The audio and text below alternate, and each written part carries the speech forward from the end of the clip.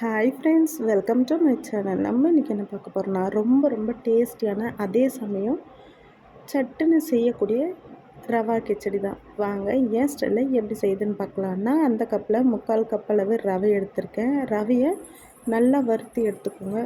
Dry roast பண்ணிக்கோங்க. உங்களுக்கு flavour வேணும்னா 2 ஸ்பூன் நெய் விட்டுக்கோங்க. நெய் விட்டு ரவை வறுக்கும் போது நல்ல ஒரு டேஸ்ட் கொடுக்கும். நெய் இல்லைனாலும் பரவாயில்ல, எண்ணெய் விட்டு நல்லா வறுத்து எடுத்துக்கோங்க. இப்போ பார்த்திங்கன்னா ரவை நல்லாவே கலர் மாதிரி வந்தாச்சு. இது ஒரு பிளேட்டில் அப்படியே ஆறட்டும். வானொலி அடுப்பில் வச்சுட்டு 1 ஸ்பூன் அளவு எண்ணெய் விட்டுக்கோங்க. எண்ணெய் காஞ்சதும் கடுகு உளுத்தம் பருப்பு சேர்த்துக்கோங்க.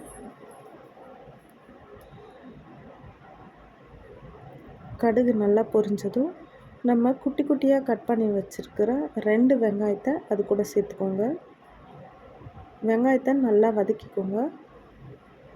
இப்போ இது கூடவே 2 பச்சை மிளகாய், 1 கொத்து கருவேப்பிலை, குட்டி குட்டியாக நறுக்குன இஞ்சியும் சேர்த்துக்கோங்க. கிச்சடிக்கு இஞ்சி ஒரு நல்ல ஃப்ளேவர் கொடுக்கும். இஞ்சி எண்ணெயில் வதங்கும் போது ஒரு நல்ல டேஸ்ட் கொடுக்கும். அது கூடவே 1/4 ஸ்பூன் மஞ்சள், கிச்சடிக்கு தேவையான அளவு உப்பையும் சேர்த்துக்கோங்க. சேர்த்து நல்லா கலரி விட்டுக்கோங்க. இது பார்த்திங்கன்னா வெங்காயம் நல்லா வதங்கியாச்சு.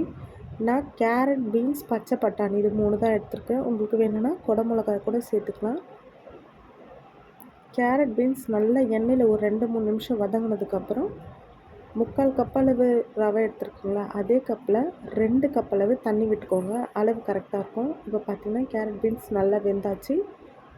தண்ணி கொதித்ததும் அடுப்பை ஸ்லோ ஃப்ளேமில் வச்சுட்டு நம்ம வறுத்து எடுத்து வச்சுருக்கிற ரவையை அது கூட சேர்த்துக்கோங்க. சேர்த்துட்டு கை விடாமல் பொறுமையாக கலரி விட்டுக்கோங்க. அடுப்பு ஸ்லோ ஃப்ளேம்லேயே இருக்கட்டும். கொஞ்சம் கொஞ்சமாக ரவை கெட்டிப்பட ஆரம்பிச்சிடும். இப்போ பார்த்திங்கன்னா நம்ம விட்ட தண்ணியெல்லாம் வற்றி ரவை நல்லா வெந்து உதிரியாக வந்தாச்சு.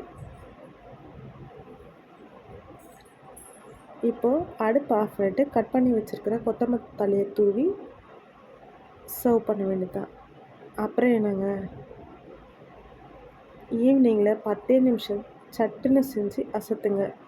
சேனல் பிடிச்சிருந்தா லைக் பண்ணுங்கள், ஷேர் பண்ணுங்கள், கமெண்ட் பண்ணுங்கள், சப்ஸ்கிரைப் பண்ண மறந்துடாதீங்க. ட்ரை பண்ணி பார்த்துட்டு எப்படி இருந்துச்சுன்னு கமெண்ட்டில் சொல்லுங்கள். தேங்க்யூ.